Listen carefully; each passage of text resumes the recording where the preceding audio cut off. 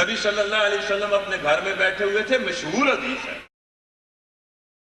اور دو بیویاں آپ کے پاس بیٹھی ہوئی تھیں، حضرت ام سلمہ اور حضرت میمونہ رضی اللہ تعالی عنہما۔ ایک شخص آیا اور وہ بھی بیٹھ گیا۔ نبی صلی اللہ علیہ وسلم نے اپنی دونوں بیویوں سے کہا کہ تم نے پردہ کیوں نہیں کیا؟ تو انہوں نے ایران کر عرض کی کہ یا رسول اللہ ہم کس سے پردہ کریں، یہ تو نبینہ ہے، یہ تو نبینہ ہے۔ تو نبی صلی اللہ علیہ وسلم نے فرمایا سنو، واللہ ہم حالات کے پریشر میں آ کر کوئی غلط بات نہیں کریں گے، اور کسی لبرلزم کے ہم قائل نہیں۔ ہم بھی انہی یونیورسٹیوں میں پڑھے ہیں اور کسی طرح کے کسی کمپلیکس کا شکار نہیں۔ بات وہ کریں گے جو درست ہو۔ نبی صلی اللہ علیہ وسلم نے فرمایا کہ وہ تو نابینا اور اندھا ہے، تم بھی اندھی ہو۔ جب وہ میری مجلس میں آ کر بیٹھ گیا تھا تو تمہیں یہاں سے اٹھ جانا چاہیے۔ کہتے ہیں ہماری مجبوری ہے۔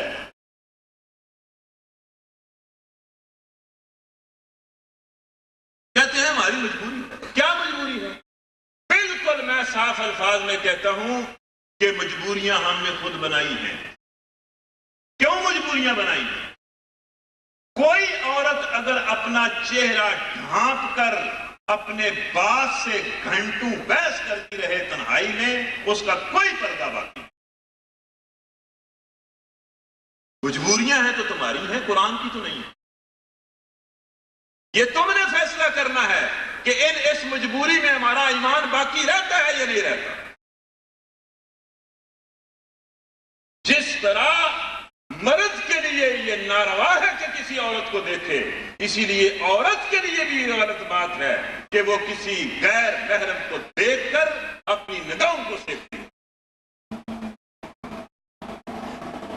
صاف الفاظ ہے کہ ان عورتوں سے کہو کہ یہ اپنی نگاہیں بچائیں، اپنی شرمگاہوں کی حفاظت کریں۔ البتہ انہیں ایک مزید حکم دیا گیا، وہ حجاب کا حکم، جو مرد کو نہیں دیا گیا، عورت کو دیا گیا۔ حیا کا حکم مرد کو بھی دیا گیا، عورت کو بھی دیا گیا، اور حجاب کا حکم عورت کو دیا گیا۔ اور عورت یہ نہ کہے کہ ہمارے ساتھ زیادتی ہوئی ہے، زیادتی نہیں، تمہاری عزت اور عصمت اللہ کو عزیز۔ وَلَا يُبْدِينَ زِينَتَهُنَّ إِلَّا مَا ظَهَرَ مِنْهَا، اور ان عورتوں کو کہو کہ یہ اپنی ہر زینت چھپائیں، کسی زینت کو ظاہر نہ ہونے دیں۔ یہ حجاب اور پردہ۔ زینت کیا ہوتی ہے؟ زینت وہ ہوتی ہے جس کو دیکھ کر غیر محرم مرد اٹریکشن اور کشش محسوس کرتا ہے۔ کہتے ہیں چہرہ پردے میں نہیں ہے، چہرہ زینت نہیں ہے، چہرہ تو زینتوں کا مجموعہ ہے۔ پتہ نہیں مسئلے کہاں سے نکال لیتے ہیں، کس طرح غلط فہمیاں پھیلاتے ہیں۔ چہرہ تو عورت کی ساری زینتوں کا مظہر ہے۔ قذافی اسٹیڈیم میں درس ہو رہا تھا، ایک عورت نے بڑے غصے سے مجھے لکھا کہ آپ نے تو بڑی سختی کی، چہرہ تو پردے میں نہیں ہے۔ تو میں نے کہا کہ میری بہن ناراض ہونے کی کوئی ضرورت نہیں ہے، آپ چہرہ کھلا چھوڑ دیں، آپ پردہ نہ کریں، چہرہ نہ ڈھانپیں۔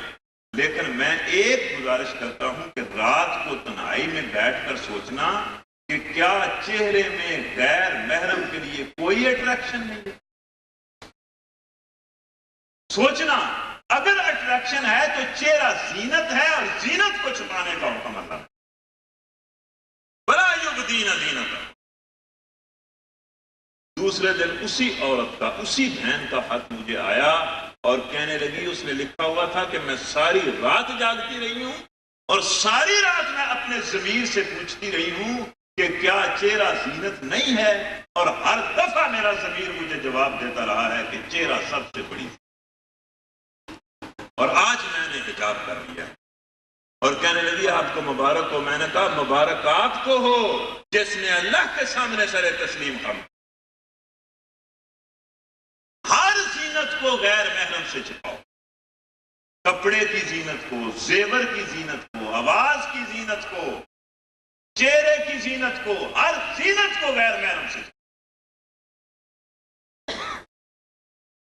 الا ما ظہر منہا، اس کا مطلب یہ ہے کہ عورت اپنی ساری زینتوں کو جب چھپا کے نکلتی ہے تو جس کپڑے کو وہ زینت کے چھپانے کے لیے استعمال کرتی ہے اس میں بھی زینت ہوتی ہے، لیکن اس کو وہ چھپا نہیں سکتی۔ اسی لیے ایک عورت نے مجھے یہ بھی لکھا، میں سلام پیش کرتا ہوں اس کا تم، اس نے ٹھیک لکھا، اس نے لکھا کہ عورتوں کو یہ سمجھائیں کہ یہ جو برقع اور چادر ہوتی ہے یہ زینتوں کو چھپانے کے لیے ہوتی ہے، جو چیز زینتوں کو چھپانے کے لیے ہوتی ہے اسے ہی زینت نہ بنا دیا کرو، اس کو سادہ رکھو، خود اسے ہی زینت نہ بنا دو۔ اس نے ٹھیک کہا، سارا زور اس برقعے اور چادر پر ہی نہ لگا دو، اس کو سادہ رکھو۔ یہ ٹھیک ہے، مختلف موسموں کے اعتبار سے، مختلف علاقوں کے اعتبار سے، مختلف ماحول کے اعتبار سے زینت کو چھپانے کے لیے مختلف کپڑے استعمال کیے جا سکتے ہیں، لیکن زینتوں کو چھپانے کے لیے ایک نئی زینت لوگوں کے سامنے ظاہر نہ کرو۔ اور پھر یہ قرآن ہے، بلّہ یہ کی کتاب ہے، اس شخص کے دماغ میں مٹی، راکھ، بھوسا بھرا ہوا ہے جو یہ کہتا ہے کہ یہ اللہ کا کلام ہے، یہ اللہ کا کلام۔ اگلے الفاظ دیکھیں، وَلْيَضْرِبْنَ بِخُمُرِهِنَّ عَلَى جُيُوبِهِنَّ، ان الفاظ کو، اور یہ جو صفحہ نمبر 20 پر سورہ احزاب کے الفاظ ہیں، ان کو ملا کر پڑھا جائے، توجہ سے سنیں، تو اللہ تعالیٰ نے اس چادر کی بات بھی ساری بتا دی ہے جس کے ذریعے پردہ کرنا۔ اور آپ کیا چاہتے ہیں؟ یہ بھی بتا دیا ہے کہ وہ کپڑا کیسا ہونا چاہیے۔ یہ خواتین سن لیں، یہ سورہ احزاب کی آیت کو سنیں، یا ایھا النبی قل لازواجک وبناتک ونساء المؤمنین، یہ الفاظ بڑے زبردست ہیں۔ یا ایھا النبی قل لازواجک وبناتک ونساء المؤمنین، کاش کوئی انسان یہ الفاظ سمجھے۔ اے نبی، اپنی بیویوں کو کہیے، اپنی بیٹیوں کو کہیے، اور پھر ساری مسلمان عورتوں کو کہیے۔ کراچی کے لوگوں ذرا دماغ کھولو، اس میں اشارہ پتہ ہے کیا ہے؟ کیا اشارہ ہے؟ کہ مسلمان عورتوں کی آئیڈیل لیڈی ڈیانا ہے یا فلمی سٹار؟ مسلمان عورتوں کی آئیڈیل نبی کی بیویاں ہیں، نبی کی بیٹیاں ہیں، اس لیے ان کے حوالے سے بات کی جا رہی ہے۔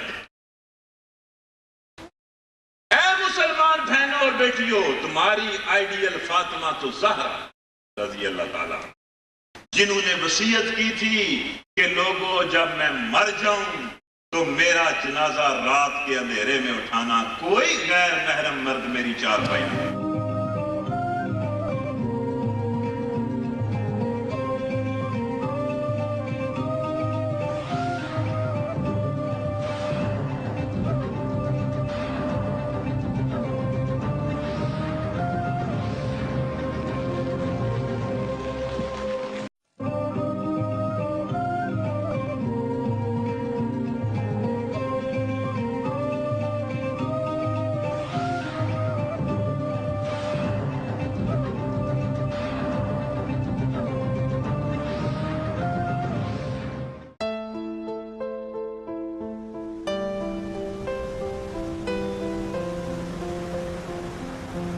علم زندگی